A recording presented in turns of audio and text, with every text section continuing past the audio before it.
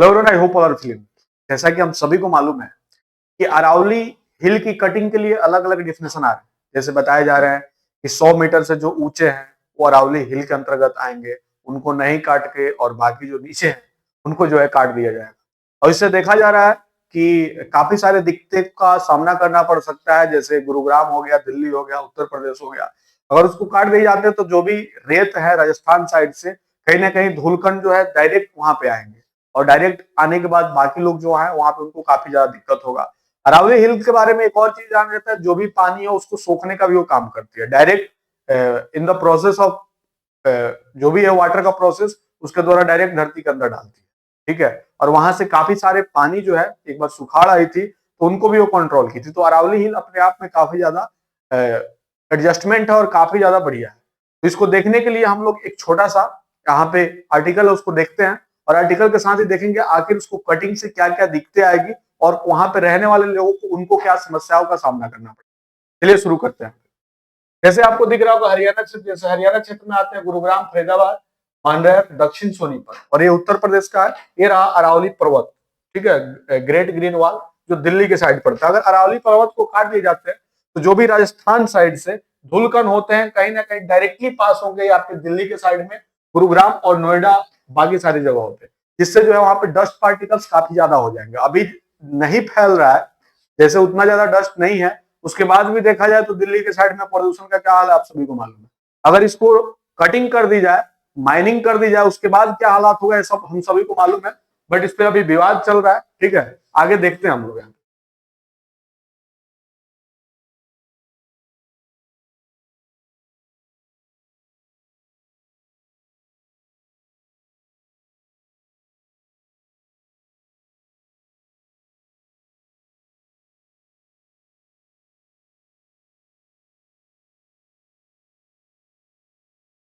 बोल रहा है 100 मीटर से कम ऊंची वाली पहाड़ियां जंगल से बाहर, ग्रेट ग्रीन वॉल, अरावली नहीं रही तो क्या रेगिस्तान बन जाएगी दिल्ली। क्या है पूरा विवाद, इसमें हम लोग देखेंगे।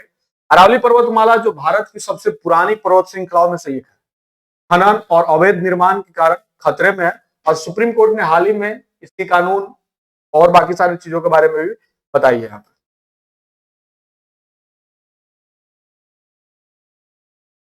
बोल रहा है अरावली पर्वतमाला की कानूनी परिभाषा भी बदली गई, जो पहले से परिभाषा थी उस परिभाषा को भी बदल दिया गया। इसके साथ ही खनन और अवैध निर्माण और अरावली को खतरा है। दिल्ली एनसीआर में पानी की कमी भी इससे बढ़ सकती है। ठीक है, कभी कभी बेजुबान पर्वत बोलते हैं, पर्वतों के बोलने से दिल डोलते हैं। 1982 में आई film Johnny I love you में इस गाने के लिए आनंद बख्शी ने पंक्तियां लिखते हुए शायद यह नहीं सोचा होगा कि एक दिन ये शब्द हकीकत बन जाएंगे। आज वही बेजुबान पर्वत अरावली की पहाड़ियों के रूप में बोल रहे हैं। और क्या होगी कि जब वहां पे पर्वतों की कटाई होगी तो कहीं ना कहीं वहां के जो जानवर होंगे वो दिल्ली, गुरुग्राम और नोएडा के साइड भी आएंगे। ठीक है, खनन और अवैध निर्माण अंधाधुंध विकास से अरावली को इतना जख्मी कर दिया है कि ये बेजुबान पर्वत सिर्फ बोल नहीं रहे बल्कि रो रहे हैं, चीख रहे हैं और इंसानियत से गुहार लगा रहे हैं, हमें बचा लो। हमारी लाइफ स्टाइल खत्म होने वाले हैं, save Aravalli save future. Aravalli नहीं तो पानी नहीं, रेगिस्तान रोको, अरावली बचाओ। ये केवल स्लोगन नहीं, ये आवाज है उन करोड़ों लोगों और सैकड़ों वन्य जीवों की जो पानी, हवा और हरियाली के लिए अरावली पर निर्भर है।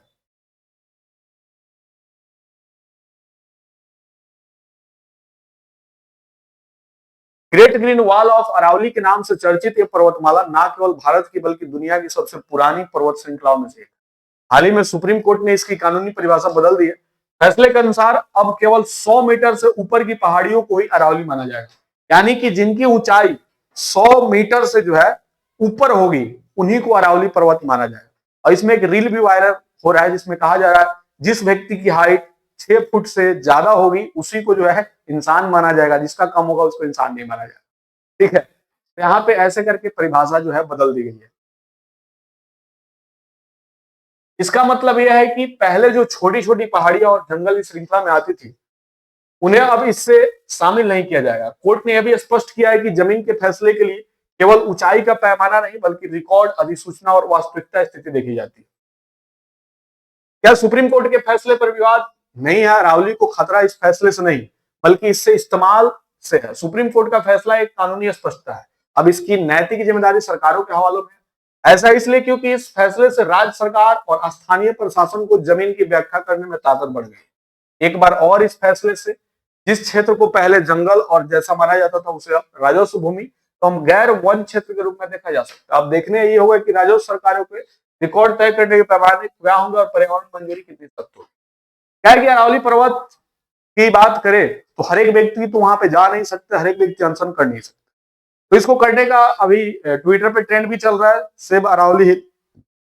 आप ऐसा कर सकते हैं, इस वीडियो को ज्यादा से ज्यादा शेयर कर सकते हैं जिससे ज्यादा से ज्यादा लोग जान सके। अब सुप्रीम कोर्ट क्या उस पर आदेश देता है ये तो हम लोग आगे देखेंगे। अभी बस देखेंगे इसके कटने के कारण क्या क्या दिक्कत होती है। अरावली श्रृंखला पर्वत भारत में कहां कहां फैली है? तो अरावली पर्वत पश्चिमी भारत की एक प्राचीन पर्वत श्रृंखला है। गुजरात के कच्छ से शुरू होकर राजस्थान, हरियाणा और दिल्ली से गुजरती है। दक्षिण पश्चिमी से उत्तर पूर्व तक इसकी लंबाई लगभग 800 किलोमीटर है। इतिहास की दृष्टि से पर्वतमाला 2 अरब वर्षों से भी अधिक पुरानी है और आज भी गुजरात, राजस्थान, हरियाणा और दिल्ली के लिए महत्वपूर्ण लाइफ लाइन का काम करती है। जो भी थोड़ा सा इस शहर के अंदर ठंडक मिलता है कहीं ना कहीं ये अरावली पर्वत से ही मिलता है। ठीक है,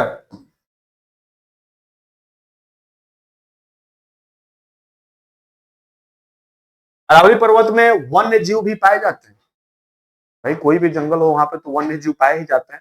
यहाँ पे देखते हैं हम लोग अरावली पर्वतमाला अपनी समृद्ध जैव विविधता के लिए जानी जाती है। इसमें अलग अलग प्रकार के पौधे और वन्य जीव रहते हैं। इनमें भेड़िए, बंगाल लोमड़ी, कैराकल, धारीदार लकड़बग्गा, सियार सहित कई लुप्त प्राय प्रजातियां रहती है जो एक्सटेंशन के कगार पे, एक्सटेंशन उसे बोलते हैं जो विलुप्त के कगार पे होती है, जिसको क्या किया था कैद करके, जैसे अभी हमारे योगी आदित्यनाथ जी दूसरे कंट्री से बाघ चीता को लाके अपना जो उनका जू है उसमें रख रहे हैं। प्राकृतिक आवास प्रदान करते बल्कि भूजल संरक्षण, हवा को साफ रखने और स्थानीय जलवायु संतुलन में भी महत्वपूर्ण भूमिका निभाते हैं। दिल्ली एनसीआर के लिए अरावली क्यों जरूरी है? तो दरअसल अरावली भूजल रिचार्ज की तरह काम करता है। भूजल स्तर बनाए रखने, बारिश का पानी जमा करने में इस पर्वतमाला की बड़ी भूमिका है। एक रिसर्च के मुताबिक अरावली हर साल लगभग 20 लाख लीटर प्रति हेक्टेयर भूजल रिचार्ज करने में योगदान। इसके अलावा पश्चिम भारत में पर्यावरणीय ढाल का कार्य करती है। यह एक जरूरी जल ग्रहण क्षेत्र भी है जो थार रेगिस्तान सहित पश्चिमी भारत के एक बड़े हिस्से को पानी की आपूर्ति करता है। सबसे बड़ी बात, भारत सरकार द्वारा इसे पर्यावरण संवेदनशील क्षेत्र के रूप में भी मान्यता दी जा चुकी है। इस पूरे क्षेत्र में लुप्त प्राय प्रजातियां होने के कारण यहाँ का पानी भी मीठा है और इन वन जीवों की वजह से उपजा हुआ है। ये देख सकते हैं अरावली। ठीक है, इसी को बताया जा रहा है कि जो है क्या है, 100 मीटर से जो है 100 मीटर से जो ऊंचा है उसी को बस पर्वत माना जाएगा, बाकी को नहीं माना जाएगा।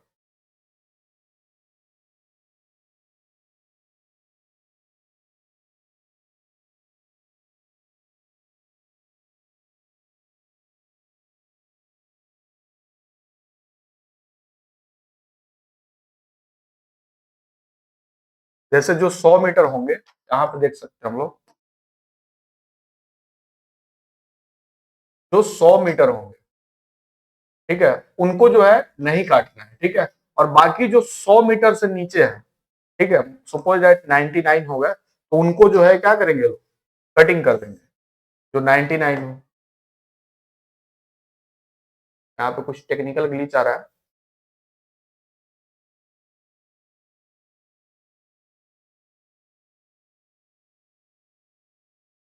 अरावली हरियाणा और दिल्ली के लिए प्राकृतिक ढाल की तरह खड़ी है। राजस्थान के थार रेगिस्तान को राजधानी दिल्ली की ओर बढ़ने से रोकती है।